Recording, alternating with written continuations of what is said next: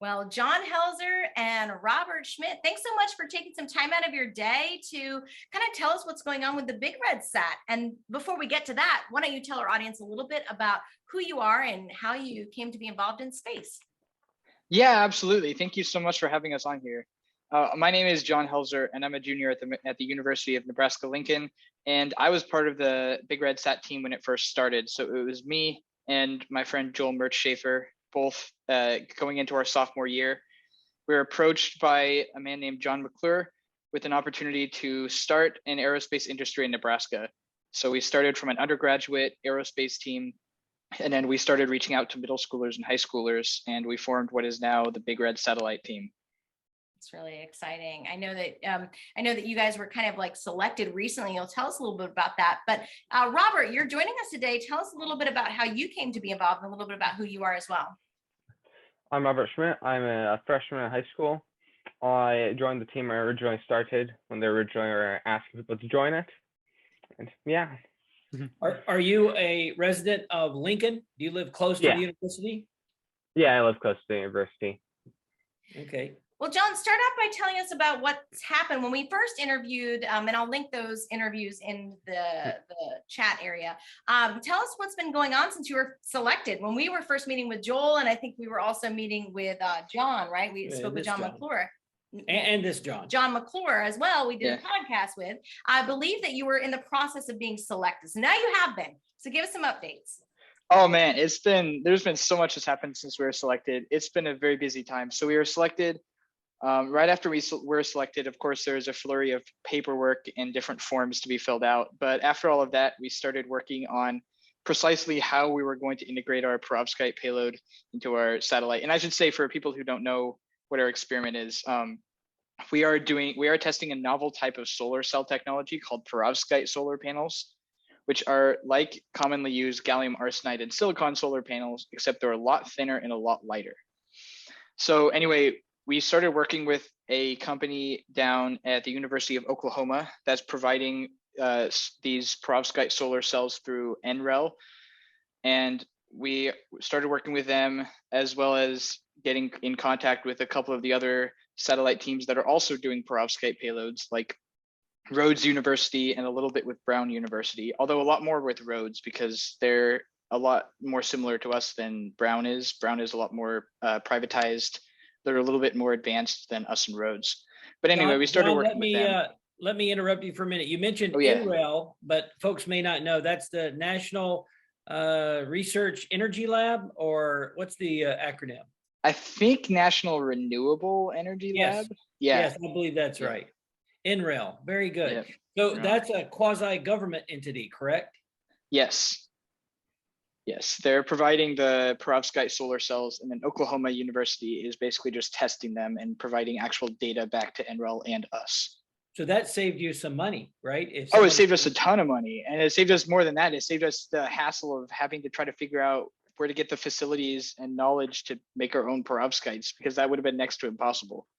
So building your network is already a key takeaway. You having the right network makes your space mission a lot more successful. Yeah, that's for the update, because I was like, so you're just kind of sharing with us a little bit about how the things have kind of exploded since then. Yeah. So like I was saying, we started working with these different universities and Oklahoma that were providing the perovskites. We also started doing some of our own science. In last fall, we launched a high altitude balloon with the BigRedSat team, which was a chance for us to put some of our own payloads up into near space. And then in the spring, we launched a second high altitude balloon, and the second high altitude balloon had 6 payloads instead of just the 3 in the fall. So we've now gotten 2 high altitude balloon launches. We're planning another one this spring. In the midst of all of that, we've been doing CAD modeling. We've been doing coding of some of our solar cell measurement units. Really a lot of hands-on work and a lot of planning work, and it's about to just keep accelerating as we go on with the project. Do you have an integration date assigned to you yet? We are handing over our payload on May 4th, 2023. Man, that's exciting. That's coming close. It seems like a while away, but it's close. I know, but it's closer than you think. I mean, obviously, you're going to have all these loopholes and tests that you have to go through as well. I think people don't understand how much, you know, you mentioned paperwork. I know Kevin always alludes to the idea of the weight of the paperwork, meaning, you know, exceeding the whatever with the CubeSat, but like you have all these steps that you have to go through, right? Mm-hmm. So Robert, tell us, as you got involved, what is your role? Like, obviously you're doing some coding stuff. There's like CAD stuff you mentioned. There's some organizing. What is your role with the BigRedSat? For the BigRedSat team, we're split up into 3 sub-teams: special system, who's focusing with the perovskite payload, mechanical, which is focusing on more mechanical things, and electrical, which more electrical things. For BRS, I'm the BRS team lead in the special systems. So I've been working a lot with, well, we have a sun sensor we're using, so we've been, well, trying to get a hold of that. Hasn't arrived yet, but. Great. So you said you were a sophomore, is that right? Freshman? Freshman in high school. Did you ever imagine when you went to high school that you'd be doing like the real world work of aerospace like you are? No, no, I did not. So how do you share that with friends? Like when they ask what you're doing on a weekend or whatever, and they're going out doing, you know, things that high school kids might do, and you're like, I'm building satellites. How do your friends how do they take that? Not as energetically as most would, I guess. I have the people who I talk to are much more athletic than sciencey. But so they have a slight reaction, but it's, yeah. Yeah, they're like, oh, good for you. They move on. Well, let's talk a little bit more about how BigRedSat, for our folks that may not have heard the first interview yet, Nebraska's very first NASA selected CubeSat is the BigRedSat. The university lead is Nebraska Lincoln, UNL. And then of course you have a group of students that are secondary students. Now, how many students have remained with you from the beginning that are middle school and high school? And John, how are you incorporating them into the design process? Mm-hmm. Yeah, so we originally had 14 middle schoolers and high schoolers that signed up. Until about a month ago, we had about 12 that stayed with us. Then about a month ago, we did another round of outreach, and we actually contacted schools around Nebraska again. We did some interviews, and we ended up adding about 8 more students. So there's around 20 students right now as part of the BigRedSat. What's your youngest student? That's a good question. I want to say 7th grade is the youngest. I remember when we first met you all, there was a girl who was involved, and Ilsa? I want to say Ilsa. Elsa. Yeah, she's the BRS president, actually. Oh, that's fantastic. So you're ranging in age then from middle school all the way up to university. Yes. Yeah, and we have a pretty good distribution too, because there's some 7th graders, some young high schoolers, and then we also have a couple juniors and seniors as well on the high school side. So it's a really good model, right? So you guys are basically mentoring these younger kids. They come out, you provide, you know, the substance of that. Has that been effective in recruiting more students? Is showing that what you've already done so far? Are more schools open to that model? Yeah, I think so. You know, when we reached out the first time, we didn't have a lot to go off of other than the fact that, hey, we're looking to possibly get selected by NASA. But now when we reached out, we have videos and photos of our high altitude balloon launches. We can say, hey, NASA actually selected us to go to space. We are going to space rather than we might be going to space, which is really effective. I agree with you. Everyone loves a winning team, right? Yes. Yes. After you did the hard part of being selected, now, of course, it should be easy to drum up support. Now, that's with recruiting, but how about the financials? Because we know that NASA places a lot of pressure, or there's an expectation, a requirement, if you will, that you have to raise your money for your launch. How's that going? And are you familiar with the CRADA document that one of your faculty members probably signed? Yeah, we talked about the CRADA document a little bit. That's been mostly something that Karen, our faculty advisor at UNL, has taken care of. As far as the financial side of things goes, we've been really lucky to have the University of Nebraska Lincoln and the engineering college pitch in quite a bit. They price matched us for the engineering model and our flight model. And so we are still working, especially with Doc Chavez, who previously worked at Lightcore, to help fundraise and reaching out to companies. But so far, everything is in order, and we are looking good as far as finances go. That's great. The CRADA, for our listeners that have not done government business, the CRADA is a cooperative research agreement that basically says NASA, the government is going to provide something to you. In this case, it's integration and launch and probably some testing too. And in exchange, you agree that you'll meet your financial obligations. And if you don't, then the government puts you on the hook for whatever you cost the government. So that's when someone signs that, you are serious about going to space, because now there's finances involved. You mentioned Lycor, a big agri-tech sort of company in the Nebraska. Actually, they're in Lincoln, right? Are they located in Lincoln? There. They've been a good, I guess, supporter of you through John McClure and Doc Chavez from the very beginning, have they not? Yes, they have. They've been tremendous. Honestly, all the companies that we've worked with have been outstanding, but Lycor has really stepped up, and especially Doc Chavez has really stepped up for us. It sounds like that the sense of community there, because you are unique and the first from your state to do something, that it's something that would you say that there's a sense of pride that this task come off in a very positive way? Yeah, I think so. It's something that not only the University of Nebraska Lincoln can get behind, but I think all companies in Nebraska can get behind, because what we're ultimately trying to do, past just putting a satellite into orbit, is build the future of aerospace in Nebraska. And so that larger goal is something that I think the entire state can get behind.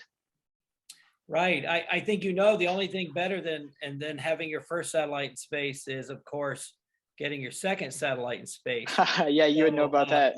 They say that about tattoos, I think, as well, right? Like I'm addicted to the after. Yeah.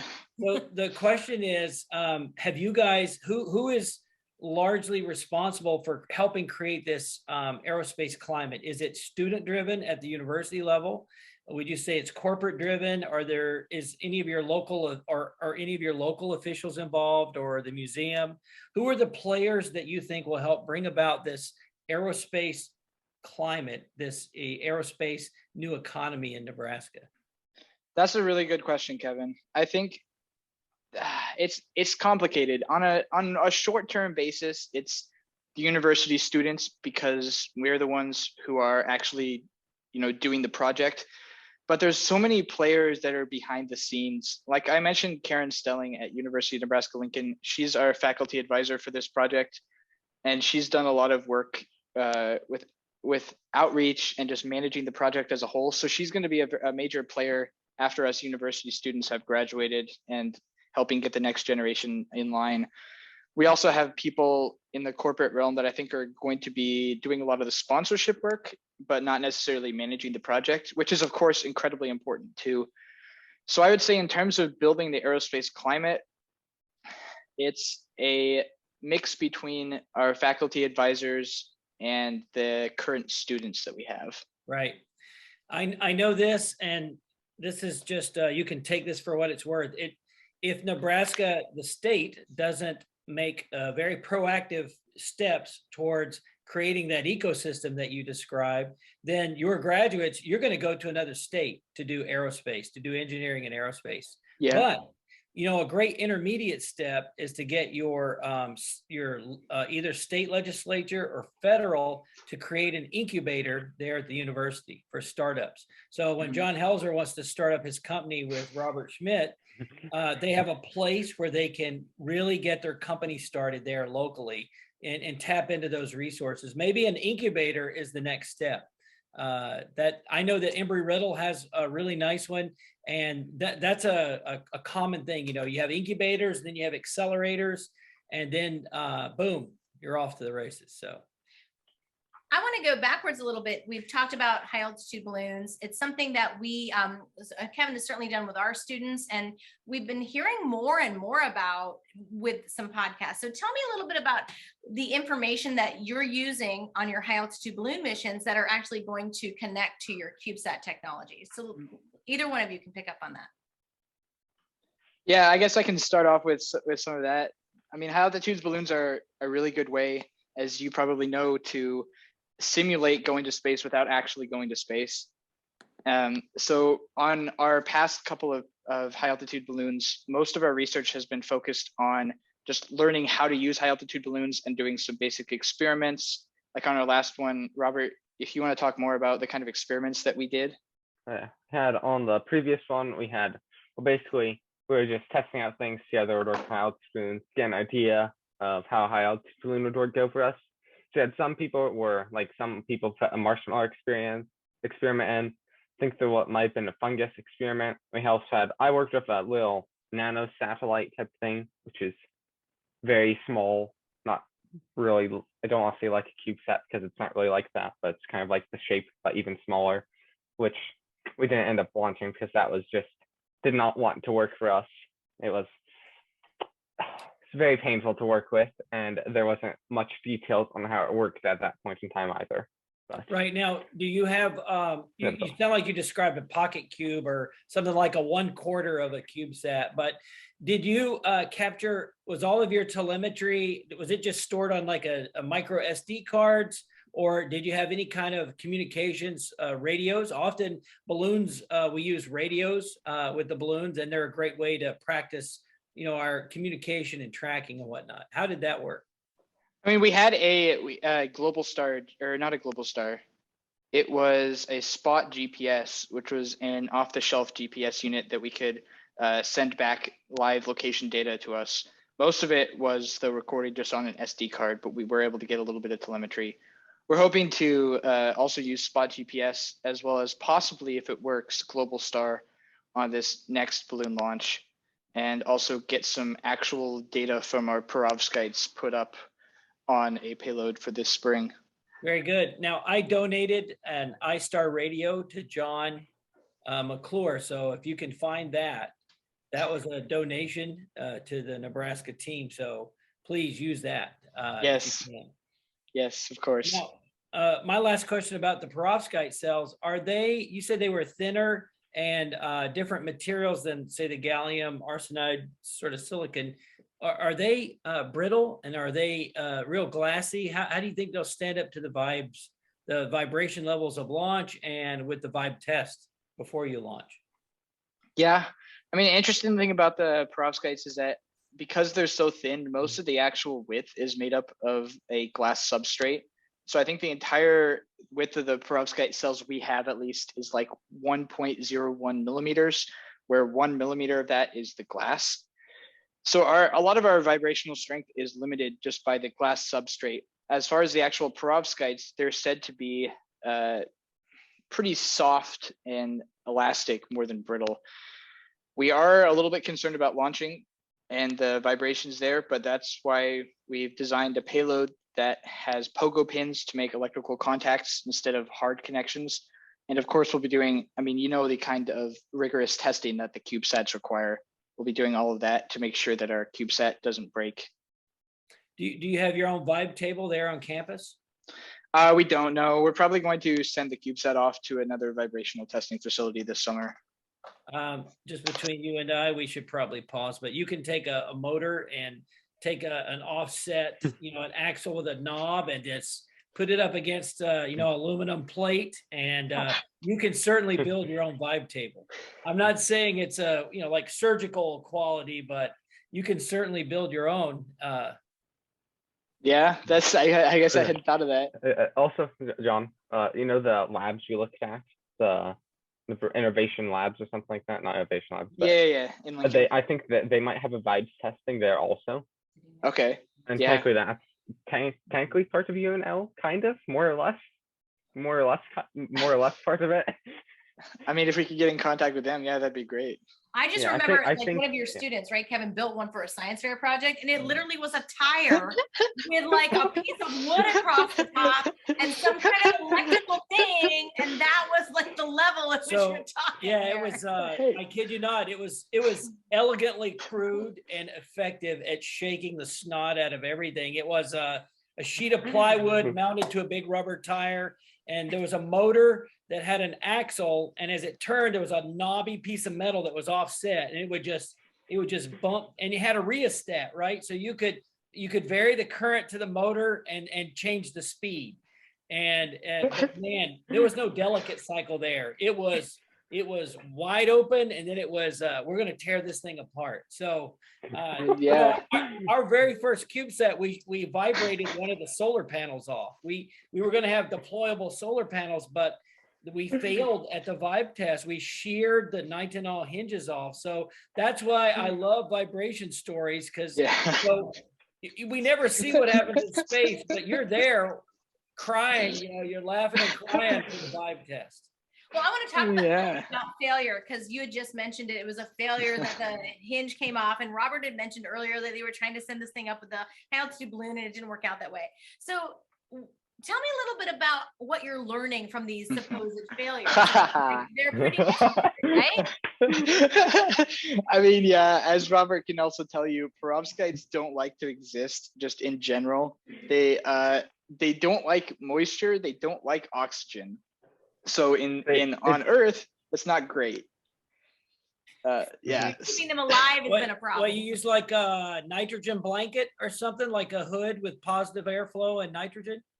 That's almost exactly what we're building, actually. Yeah. Like aerospace experimental payloads, and BRS are actually just building a lateral flow chamber right now. It's in the lab. I'm gonna go work on it after this podcast. Yeah, nitrogen, flooding it with nitrogen is a lot cheaper than building a vacuum chamber. Right? Yes. Oh yes, much cheaper and easier to work with. I know you probably mentioned it earlier, but remember, there are like these people like me who know nothing about aerospace. So tell me again what these perovskites are and why you picked these to be working on. So in case that we started with that, and we need to end with that again for those who are like just the layman. Mm-hmm. Yeah, perovskites. We started with perovskites because it's an emerging technology that's going to really make an impact on the future of humanity. Because, as I'm sure everyone knows, one of the biggest crises facing humanity right now is climate change. And one of the biggest things we can do to combat climate change, besides reducing emissions, is to shift to more green energy sources. Now, solar power is a really good green energy source because it's renewable. The sun is easy to channel, and it's honestly a pretty simple technology compared to other technologies like wind or nuclear. But the problem with current solar power technology is that we're limited by silicon solar panels, because they have a maximum of efficiency of like 25%. So if we can use perovskites, we can increase that efficiency, and we can increase the amount of green energy that humanity is able to produce and help mitigate climate change even more. So it's not only a really cool, novel technology, but it's also one that's really impactful as well. What kind of coding? Robert wanted to add something. Oh yeah. Yes. I just want to say, along with that, when we're originally researching for adding on to how it helps climate, is that they also require a lot less to make than like triple junction gallium arsenide and silicon. I believe some people are reporting that you can make them with like 50% less materials than those solar panels, making it a lot cheaper, and we put a lot less waste to make them in the first place. Right. Well, since they don't like oxygen, what do you have to do? Do you have to coat them for use on Earth? Like if you were going to use a terrestrial application, would you have to apply a thin film on top of them to prevent the oxygen from degrading them? Yeah, that's one solution. I know there's a lot of research being done right now on different encapsulation options.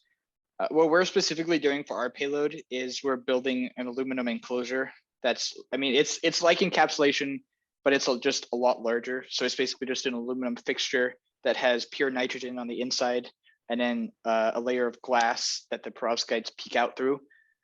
But on Earth, yeah, encapsulation would be the best bet. There's a lot of research on that right now. Right. Well, this has been really fascinating. We're moving towards the end, but my last question before her last question is, we'll start with Robert. Robert, you're in the 9th grade now. Where do you see yourself in 5 and 10 years, and what do you want to do? And of course, the same question for you, John. No, that's a hard question. I'm not sure. Most likely I'll be where John is eventually in college, being on the AXP team probably at some point.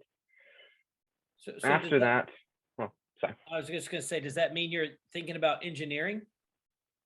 Well, yeah, probably. I enjoy programming a lot, along with 3D modeling. I find interesting, like working with technology. I have a nice little, actually, if you can't see on the podcast, but it's a nice little circuitry. Well, we also upload this to our YouTube channel. Just Okay. so surprise, Well- it's also going to be in the Well- podcast. They'll see it. Well, and before John answers, Robert, we're working on a hackathon because we're going to fly some microbits into space on a hosted payload, and we're going to do a hackathon with some kids in India and some other places late this summer. You're welcome to join us and be a part of a 24-hour hackathon with microbits. So that'd be interesting. I've been trying to improve my programming knowledge a bit over the school year. I didn't get into any programming classes at school this year, so I'm doing a bit on my own. But it's really smart, right? Because that's the future. Okay, John, are you co-oping now, or do you plan to co-op?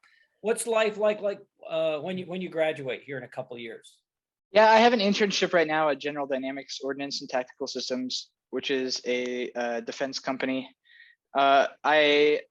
It's a really good company. I don't know if I'm going to stay there after college because I don't know what I'm going to do after college, but I'll probably go into industry straight after college. I'd really like to work either with perovskites or some other kind of renewable energy. Like I've looked a lot at the car manufacturer Rivian, if you've heard of them. They make these off-road electric vehicles. Other than that, I mean, there is also the possibility that I switch my mind and I decide to go to grad school or something and do research. Don't forget the third option, which is simply to start your own company. Yeah, I could do that. Well, my last question is always the same, and it really is about the best pieces of advice that you have for people who might be coming behind you. So in the case of Robert, maybe some high school or middle school kids who are, wondering how they can get involved in activities that might be beyond where they currently are. And John, obviously for kids or students, college students who might be interested in going into engineering or building a CubeSat team. So your advice for our listeners, let's start with you, Robert. Okay. Let's see. I would suggest is don't be afraid to go and try and explore the new opportunities yourself. Like try something out, see whether or not you like it. If you don't like it, try another thing out. If you like it, try and stay with it. Keep on trying to interact with people as much as you can, so you can keep on trying to expand your knowledge, along with being able to, be able to work with more people more often. Thank you, John. Yeah. My best piece of advice would be that it can be really valuable to get involved in a project like this and get really, really involved in one project rather than splitting it a bunch of different ways. I can't honestly say that I'm not right now split a bunch of different ways, but getting in depth on a project like this is one of the best experiences you can have in college.